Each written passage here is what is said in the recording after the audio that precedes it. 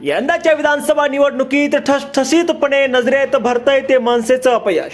मनसेचा एकही उमेदवार निवडून आला नाही हे खराब आहेच, पण त्यापेक्षाही या पक्षाची मान्यता धोक्यातच आहे. 2 दिवसापूर्वी महाराष्ट्र विधानसभा निवडणुकीचे निकाल जाहीर झाले आहेत. सगळं चित्र स्पष्ट झालं आहे.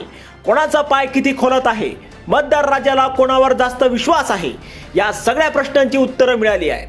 7.5 वर्षाच्या सत्ता काळामुळे प्रस्थापित महायुती सरकार विरोधी लाट अपेक्षित होती, पण उलट घडलं. राज्यातील जनतेने महायुतीच्या पारड्यात भरभरून मतं टाकली.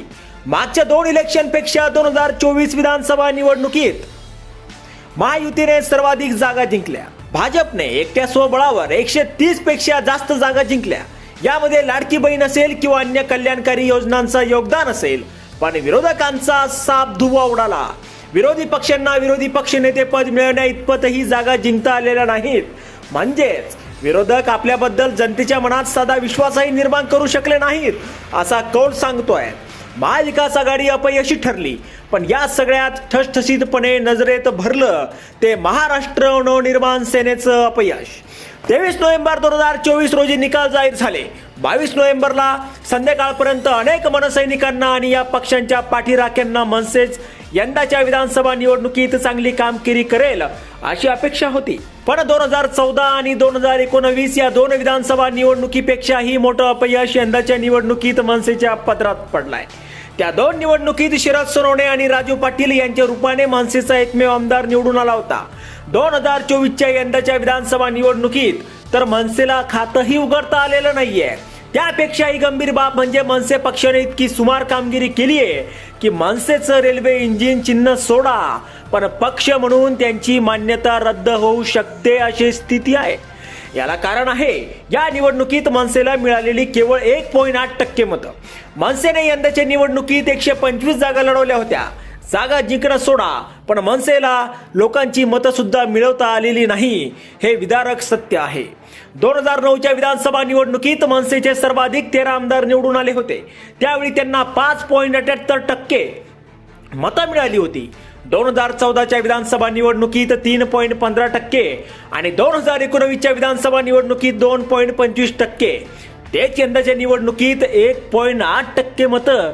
मागच्या 2 निवडणुकीत मोदी फॅक्टर गृहीत धरू, त्यामुळे मनसेची कामगिरी खराब झाली. पण यंदाच्या विधानसभा निवडणुकीत अशी स्थिती नव्हती. यंदा मनसेला अनुकूल वातावरण दिसत होतं. सोशल मीडियावरही मनसेला पाठिंबा दिसत होता. राज ठाकरेंनी राज्यभरात 49 प्रचार सभा घेतल्या. पूर्ण ताकदीने निवडणूक लढवली. राज ठाकरेंच्या सर्व सभांना गर्दी झाली. त्यांनी प्रचारात मांडलेल्या मुद्द्यांवर लोकांमध्ये भरपूर चर्चा झाली.